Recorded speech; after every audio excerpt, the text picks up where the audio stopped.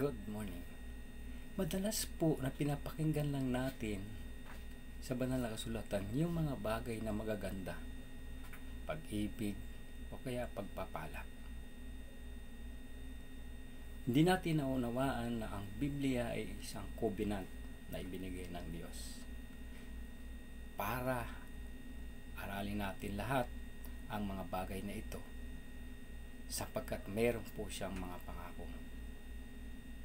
Kaya mapapansin po natin sa Old Testament na nangako ang Diyos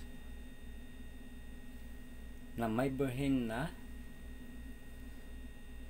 magsisilang ng isang lalaki na tatawaging Emmanuel. Ano po?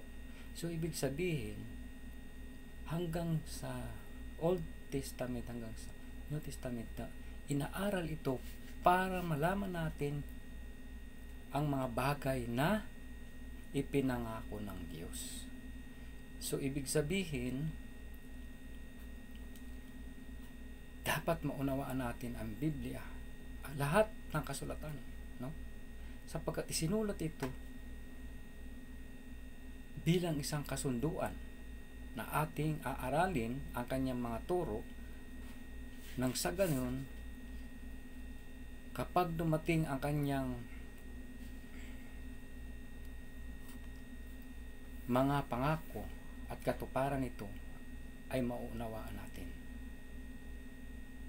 Kaya nga po sinasabi sa 2 Timothy chapter 3 verse 16 to 17 na ang kasulatan ay kinasihan ng Diyos at magagamit sa pagtuturo ng katotohanan, sa pagtutuwid ng kamalian,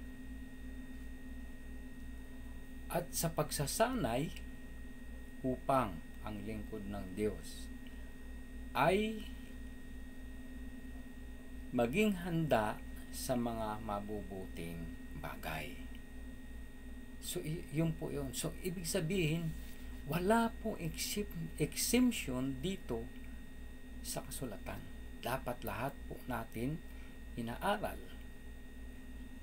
Higit sa lahat sa ating panahon, aralin natin ang Revelation sapagkat ito po yung propesiya na ipinangako sa atin ng ating Panginoong Hesus.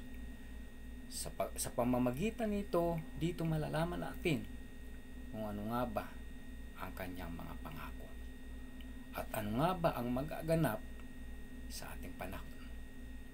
So mahalaga po na nauunawaan natin ang kasulatang ito sapagkat ito po ay ang aklat ng covenant. So, ano po ba ang covenant? Ang covenant po ay isang kasunduan na gaya po ng ikakasal ay mayroong vows. Po. Nagkasundo ang magkabilang panig. So, ano pong pinagkasunduan? Na dapat nating maunawaan ang kanyang mga salita para pagdating ng katuparan ay agad natin ito mapapaniwalaan kahit na medyo malabo sa ating pangunawa. So, yun po ang kasulatan. Mahalaga po na mauunawaan natin. Hindi lamang po natin ipinapakinggan kapag maganda. Pakinggan. Lalo na po yung mga pagpapala. Ano po? O kaya pag-ibig. Madalas kapag nakakainip na basahin, hindi na po natin inaaral.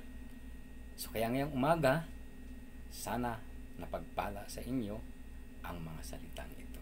Good morning.